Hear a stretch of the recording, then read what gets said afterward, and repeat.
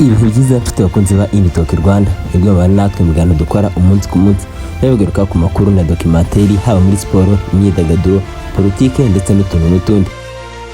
Kenshi uzumva umuyobozi wakuye mu nshingano cyangwa ngo yegure muri izo nshingano yakoraga, ariko kumva nyuma yongeye guhabwa izindi nshingano. Uyu munsi mu kiganiro cyacu tugiye kurebera hamwe abayobozi bo mu Rwanda bagiye bakurwa mu nshingano bakoraga, gusa nyuma bakaza guhabwa izindi nshingano cyangwa bagasubira mu nshingano bakoraga. Mu kiganiro cyacu turebera hamwe icyaba cyarateye gukurwa muri izo nshingano cyangwa kwegura. Icyo nagusaba ni uko wabana natwe kuva none kugera ku musozo w'ikiganiro cyacu, kandi bakunze ibyo dukora ntibibagirwe kugenda udakoze like ndetse na subscribe. Uwo duhereyeho mu bayobozi bakuye mu nshingano gusa bakaza kuzisubizwamo ni Honorable Gatabazi Jean Marie Vianney. Gatabazi Jean Marie Vianney yakoze imirimo myinshi mu Rwanda. Yabaye minisitiri w'ubutegetsi bw'igihugu, aba guverineri w'intara y'Amajyaruguru, aba umudepite mu nteko nshingamategeko y'u Rwanda ndetse n'indi mirimo itandukanye yakoze mu gihugu. Ku itariki 10 z'ukwezi k'Ugushyingo umwaka wa 2022 nibwo Gatabazi Jean Marie Vianney yakuye mu nshingano zo kuba minisitiri w'ubutegetsi bw'igihugu, nyuma y'uko hari abayobozi bari bagaragayeho amakosa kuko abo bayobozi bakoreshaga igitutu ku bandi bayobozi mu nyungu zabo bwite. Muri abo bayobozi rero hari hagaragayemo na Gatabazi Jean Marie Vianney. Gatabazi Jean Marie Vianney yongeye kugaruka mu mirimo ya leta ku itariki 17 Nyakanga umwaka wa 2025, nyuma y'uko inama ya minisitiri yabereye muri village Rugwiro yewe na Perezida w'u Rwanda Paul Kagame yashyize abayobozi batandukanye mu nzego zitandukanye, maze Gatabazi Jean Marie Vianney ahabwa inshingano zo kuba umwe mu bagize inama y'abakomiseri muri komisiyo y'igihugu yo gusezerera no gusubiza mu buzima busanzwe abahoze mu ngabo. Si imirimo gusa Gatabazi Jean Marie Vianney yakoze, kuko yakoze indi mirimo itandukanye mu Rwanda, harimo kuba umudepite mu nteko nshingamategeko, umutwe w'abadepite, aho yamazemo imyaka 12. Gatabazi Jean Marie Vianney yanabaye kandi guverineri w'intara y'Amajyaruguru ndetse n'indi mirimo itandukanye yakoze. Ubundi Gatabazi Jean Marie Vianney yavutse ku itariki 18 Kanama umwaka wa 1968, avukira mu murenge wa Mukarange mu karere ka Gicumbi mu ntara y'Amajyaruguru. Ibindi bimwerekeyeho tukaba tubararikira kuzabikurikira ngaha kuri Talk Rwanda. Undi wakoraga imirimo ya leta gusa akaza guhagarikwa muri izo nshingano ariko akongera guhabwa izindi nshingano ni Dr. Sabe Nsanzimana, minisitiri w'ubuzima. Dr. Sabe Nsanzimana yakoze imirimo itandukanye, harimo kuba umuyobozi w'ikigo cy'igihugu gishinzwe ubuzima RBC, kuyobora ibitaro bya kaminuza ya Huye CHUB no kuba umwarimu wungirije muri kaminuza y'ubuvuzi ya rusange UGH, ndetse yanigishije muri kaminuza y'u Rwanda. Dr. Sabe Nsanzimana yahagaritswe mu mirimo ya leta ku itariki ya 7 z'ukwezi k'Ukuboza mu mwaka wa 2021 ubwo yari umuyobozi mukuru w'ikigo cy'igihugu gishinzwe ubuzima RBC. Yahagaritswe nyuma y'uko hari iperereza ryari riri kumukorwaho, gusa we akaba yari yahagaritswe by'agateganyo. Dr. Sabe Nsanzimana yongeye guhabwa inshingano muri leta ku itariki ya 28 Ugushyingo mu mwaka wa 2022 ubwo yahabwa inshingano zo kuba minisitiri w'ubuzima mu Rwanda asimbuye Dr. Daniel Ngamije.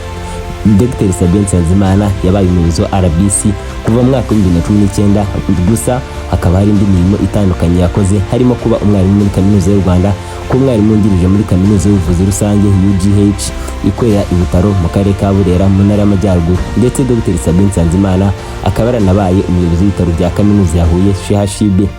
Ubundi Dr. Sabe Nsanzimana afite ubunararibonye mu bijyanye na porogaramu zo kurwanya sida. Ikindi nuko afite masters degree mu bijyanye n'indwara z'ibyorezo yakuye muri kaminuza y'u Rwanda, ndetse akaba anafite impamyabumenyi y'ikirenga yakuye muri kaminuza ya Basel mu gihugu cy'Ubusuwisi.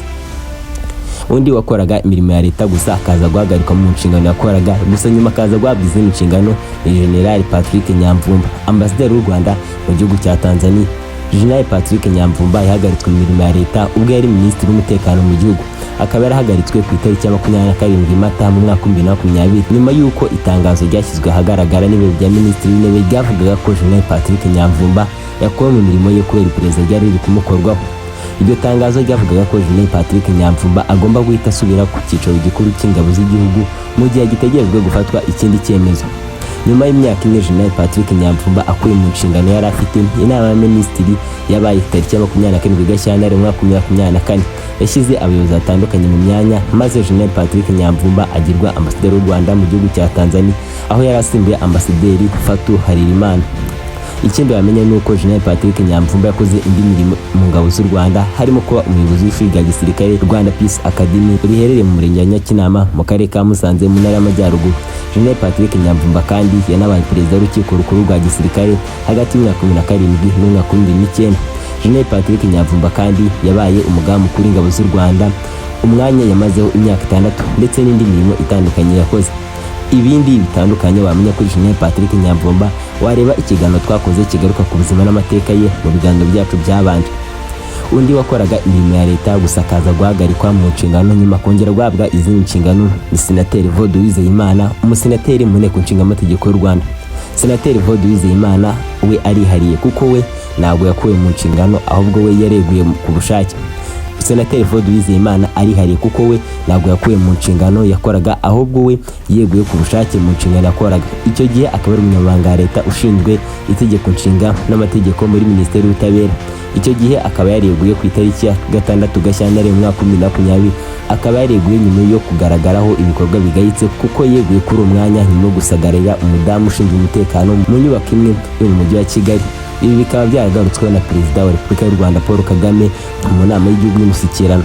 Nyuma yo kwegura Senateri Dore Uwizeyimana yaje kongera kugirirwa icyizere na Perezida wa Repubulika y'u Rwanda Paul Kagame amugira umusenateri mu nteko nshingamategeko y'u Rwanda. Akaba yarabaye senateri ku itariki ya 16 Ukwakira mu mwaka 2020. Senateri Dore Uwizeyimana yakoze imirimo itandukanye mu Rwanda harimo kuba Vice Perezida w'urwego rushinzwe kuvugurura amategeko mu Rwanda, Rwanda Law Reform Commission, kuva mu mwaka 2014 kugera mu mwaka 2016. Evode kandi yanabaye umucamanza mu yahoze ari Kigali ngari, ndetse akaba yarakoze n'indi mirimo itandukanye ahangaha mu Rwanda.